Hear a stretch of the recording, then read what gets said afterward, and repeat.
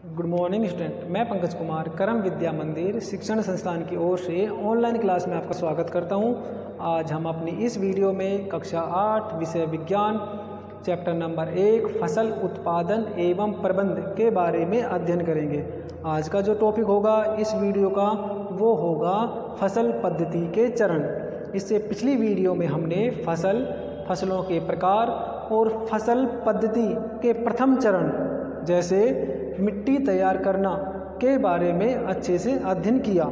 आज का जो चरण होगा वो होगा बीजों की बुआई, उसके पश्चात खाद एवं उर्वरक। इन चरणों के बारे में आज हम अच्छे से इस वीडियो की सहायता से अध्ययन करेंगे।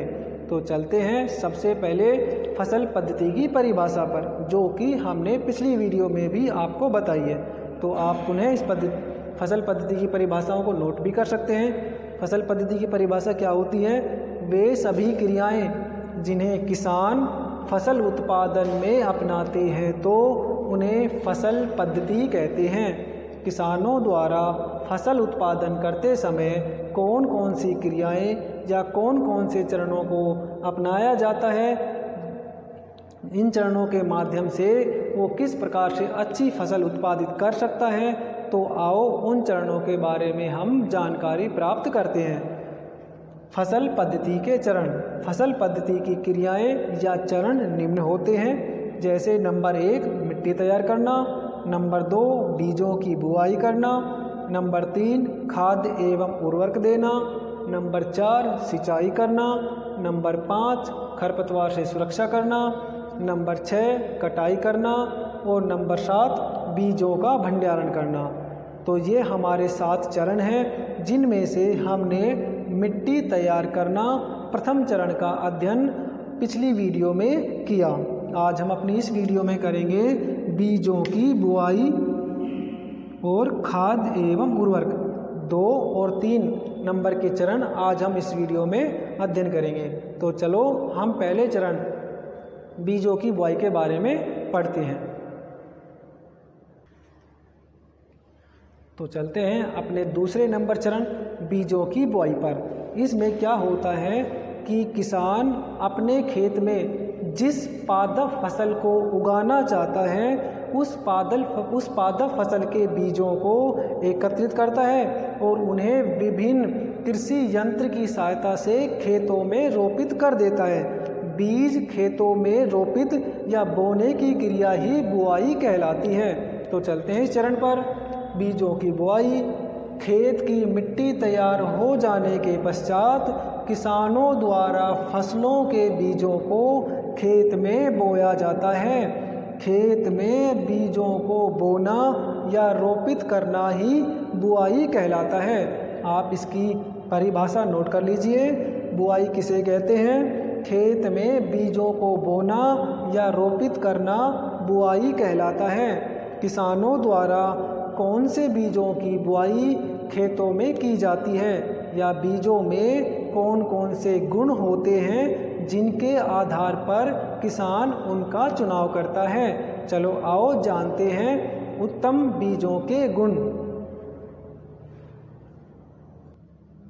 तो अब बात करते हैं किसानों द्वारा कैसे बीजों का चुनाव फसल बुआई के लिए किया जाता है या बीजों में कौन कौन से गुण होने चाहिए जिनके आधार पर किसान उन बीजों को चुन सकता है। तो चलो जानते हैं। पहला गुण, बीज उत्तम किस्म की फसलों से प्राप्त किए जाने वाले होने चाहिए। अर्थात जो बीज हम खेत में रोपित करेंगे वो बीज उत्तम किस्म के होने चाहिए। नंबर 2, बीज क्षतिग्रस्त न हो। यह ध्यान दें कि बीज कहीं से भी टूटे फूटे न हो। नंबर 3, बीजों में किसी भी प्रकार का रोग न लगा हुआ हो, अर्थात बीज रोगग्रस्त न हो। मैं लिख देता हूँ यहाँ पे, बीज रोगग्रस्त न हो। और उसके बाद नंबर 4, बीज पूर्ण रूप से स्वस्थ हो। तो ऐसे बीजों का उपयोग किसान फसल उत्पादन या बीजों की बुआई के लिए करता है। तो आज हमने किसानों द्वारा बीजों के चुनाव के बारे में जाना कि कौन कौन से बीजों का चुनाव फसल बुआई में काम में लिए जाते हैं, तो आप उन्हें जल्दी से नोट कर लीजिए। नंबर 1, बीज उत्तम किस्म की फसलों से प्राप्त किए गए हों। नंबर 2, बीज क्षतिग्रस्त न हो। नंबर 3, बीज रोगग्रस्त न हो। और नंबर 4, बीज पूर्ण रूप से स्वस्थ हो। आदि गुण होने पर बीजों का उपयोग फसल बुआई हेतु किया जाता है। अब हम चलते हैं अपने तीसरे चरण खाद एवं उर्वरक के बारे में जानकारी प्राप्त करने। आप इन्हें जल्दी से नोटबुक में नोट कर लीजिए।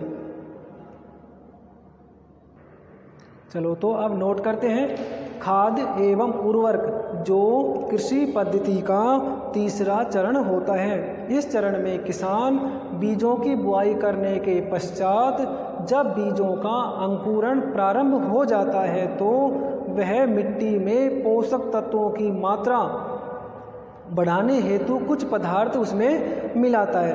तो बाहर से मिलाए जाने वाले वे सभी पदार्थ जो मृदा या मिट्टी की पोषक क्षमता को बढ़ाने का कार्य करते हैं, तो वे सभी पदार्थ खाद एवं उर्वरक कहलाते हैं। चलो तो अब खाद एवं उर्वरक की जो परिभाषाएं होती हैं उन्हें हम नोट करते हैं।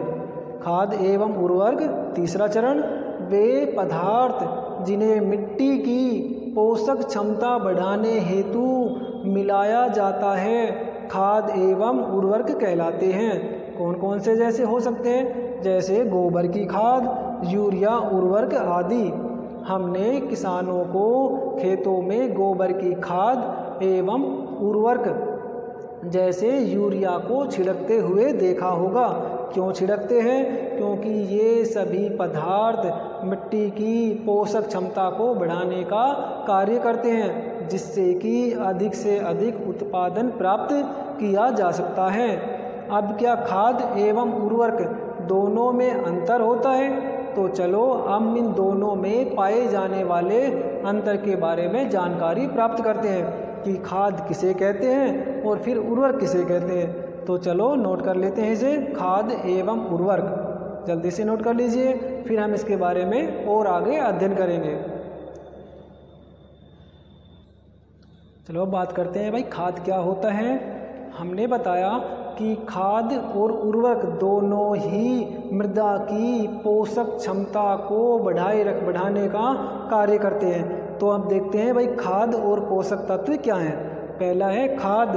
खाद प्राय प्राकृतिक होती है, जिन्हें किसान खेतों में जैविक अपशिष्टों की सहायता से निर्मित करता है। जितने भी हमारे घर जितने भी अपशिष्ट पदार्थ होते हैं जो प्राय जैविक रूप में होते हैं, जैविक रूप का मतलब होता है कि वे सभी अपशिष्ट पदार्थ जिनका सूक्ष्म जीवों द्वारा अपघटन हो जाता है, तो वे सभी अपशिष्ट जैविक अपशिष्टों की श्रेणी में आते हैं। हमारे घर का घरेलू कूड़ा करकट एवं सड़ी गली फल सब्जियां सभी जैविक अपशिष्टों की श्रेणी में आती है। इन अपशिष्टों का उपयोग किसान खाद निर्माण में करता है, जो मृदा की पोषक क्षमता को बढ़ाने का कार्य करता है। तो चलो नोट करते हैं। खाद प्राय प्राकृतिक होती है, जिन्हें किसान जैविक अपशिष्टों की सहायता से खेतों में बनाता है। खाद में ह्यूमस की मात्रा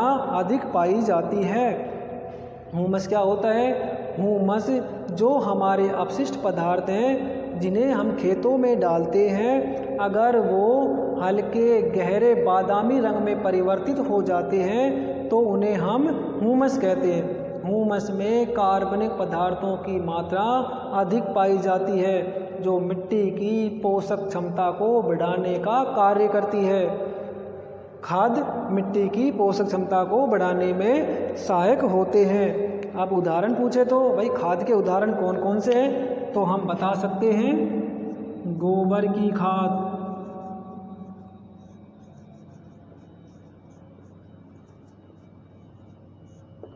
वर्मी कंपोस्ट,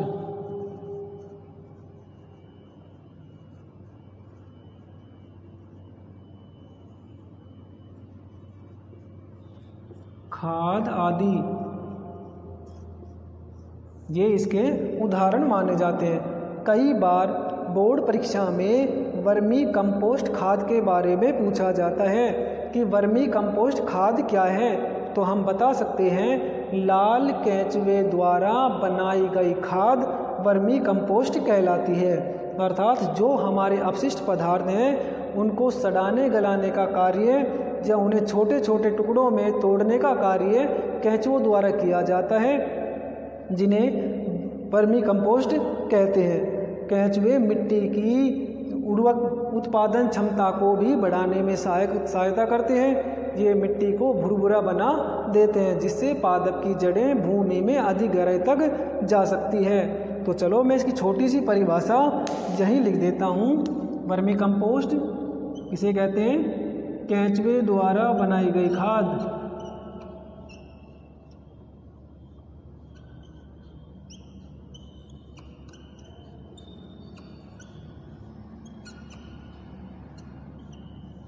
केंचुए द्वारा बनाई गई खाद क्या कहलाती है? वर्मी कंपोस्ट कहलाती है। ये तो हमने जानकारी प्राप्त की खाद के बारे में। अब जानकारी प्राप्त करते हैं उर्वरक के बारे में। आप इसे जल्दी से नोट कर लीजिए। तो अब बात करते हैं उर्वरक के बारे में। भाई उर्वरक क्या है? क्या किसान इसे भी खेतों में बना सकता है? नहीं, उर्वरक सामान्य रूप से कृत्रिम होते हैं। कृत्रिम का मतलब होता है बनाना, जो कि फैक्ट्रियों में निर्मित की जाती है। बात करते हैं उर्वरक के बारे में। उर्वरक प्राय कृत्रिम होती है, जिन्हें फैक्ट्रियों में बनाया जाता है। अर्थात उर्वरकों का उत्पादन फैक्ट्रियों में किया जाता है। उर्वरक भी मिट्टी में पोषक तत्वों की वृद्धि में सहायता करते हैं, या उर्वरक भी मिट्टी में पोषक तत्वों की वृद्धि में सहायक होते हैं। उर्वरक के उदाहरण पूछे तो जैसे यूरिया, अमोनियम फास्फेट, NPK आदि सभी उर्वरक की श्रेणी में आते हैं। ये सामान्य रूप से मृदा की पोषक क्षमता को बढ़ाए रखने का कार्य करते हैं। तो अब बात करते हैं खाद और उर्वरक, क्या दोनों में अंतर होता है? चलो इसे हम समझते हैं। आप इसे नोट कर लीजिए। चलो अब हम अंतर देखते हैं कि खाद और उर्वरक में क्या अंतर होता है। तो आप भी इस प्रकार से 2 कॉलम छोटे छोटे बना लीजिए। सबसे पहले बात करते हैं भाई खाद कहाँ पे बनाते हैं? खाद प्राकृतिक होती है, जिन्हें खेतों में बनाते हैं। तो नंबर 1 खाद प्राकृतिक होती है, जैसा कि हमने इसकी परिभाषा में पढ़ा था।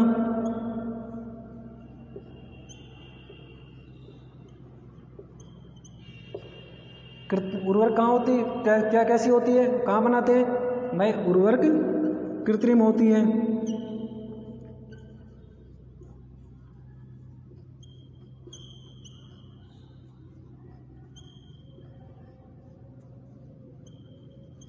ठीक है भाई।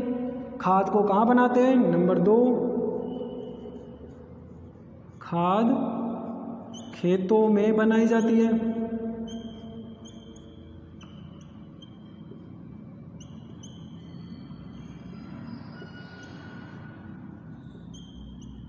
ये हमारा दूसरा हो गया। उर्वरक कहाँ बनाते हैं? उर्वरक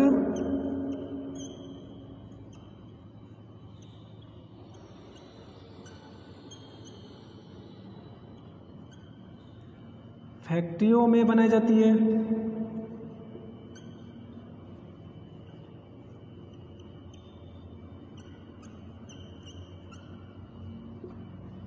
दो हो गए हमारे।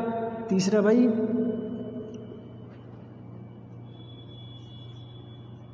खाद में ह्यूमस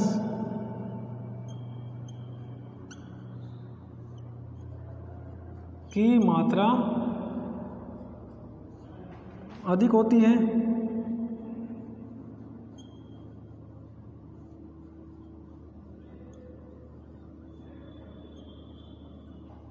और उर्वरक में ह्यूमस की मात्रा कम होती है।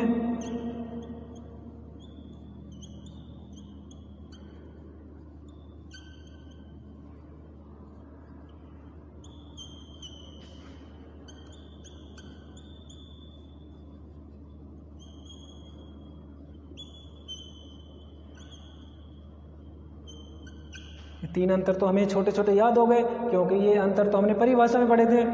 खाद प्राकृतिक होती है, उर्वरक कृत्रिम होती है। खाद खेतों में बनाई जाती है, उर्वरक फैक्ट्री में बनाई जाती है। खाद में ह्यूमस की मात्रा अधिक होती है, उर्वरक में ह्यूमस की मात्रा कम होती है। अब बात करते हैं भाई दोनों में क्या पोषक तत्वों में समानता पाई जाती है, उसमें थोड़ा सा अंतर है। खाद में नंबर 4, खाद में पोषक तत्वों की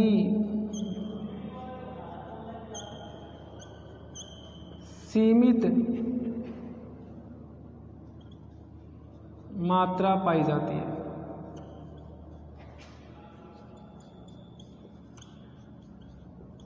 या कह सकते हैं भाई पोषक तत्वों की मात्रा जो उनकी संख्या है वो तो बहुत ज़्यादा है, लेकिन उनकी जो मात्रा है उसमें कमी हो सकती है। पोषक तत्व तो बहुत सारे हो सकते हैं, लेकिन उनकी मात्रा कम होती है। कह सकते हैं भाई खाद में पोषक तत्वों की सीमित मात्रा पाई जाती है। पोषक तत्व तो होते हैं लेकिन उनकी मात्रा सीमित होती है। लेकिन उर्वरक तो हम फैक्ट्री में बनाते हैं, उसमें पोषक तत्वों की प्रचुरता को बढ़ा सकते हैं। तो कह सकते हैं भाई उर्वरक में पोषक तत्वों की मात्रा में प्रचुरता होती है।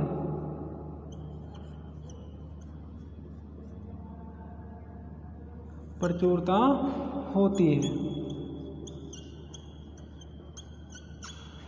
अब इनके उदाहरण पूछे तो उदाहरण हम लिख सकते हैं। जैसे खाद के उदाहरण, गोबर की खाद, गोबर की खाद, vermi compost,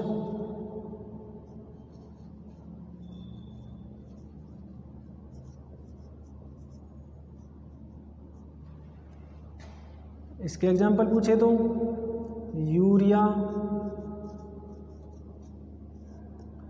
NPK, ammonium sulphate,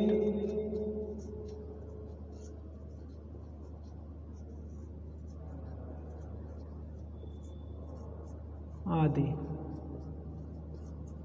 तो आज हमने खाद एवं उर्वरक के बारे में अध्ययन किया, दोनों में अंतर का पता लगाया। तो अंतर को हमने एक छोटे से कॉलम में भी नोट किया। कौन कौन से अंतर नोट किए? खाद प्राकृतिक होती है, उर्वरक कृत्रिम होती है। खाद खेतों में बनाई जाती है, उर्वरक फैक्ट्रियों में बनाई जाती है। खाद में ह्यूमस की मात्रा अधिक होती है, उर्वरकों में ह्यूमस की मात्रा कम होती है। खाद में पोषक तत्वों की सीमित मात्रा पाई जाती है, उर्वरक में पोषक तत्वों की मात्रा में प्रचुरता होती है। उदाहरण पूछे तो खाद के उदाहरण बताइए, गोबर की खाद, वर्मी कंपोस्ट। उर्वरक के उदाहरण पूछे तो यूरिया, NPK, अमोनियम सल्फेट आदि। तो आज हमने कृषि पद्धति के 2 चरण, बीजों की बुआई और खाद एवं उर्वरक के बारे में जानकारी प्राप्त की। अगली वीडियो में हम सिंचाई एवं खरपतवार के बारे में अध्ययन करेंगे। इसके लिए आप लगातार वीडियो को देखते रहें, चैनल को लाइक करें, सब्सक्राइब करें और कमेंट भी करें। अब आप इन अंतरों को जल्दी से अपनी नोटबुक में नोट कर लें। Thank you.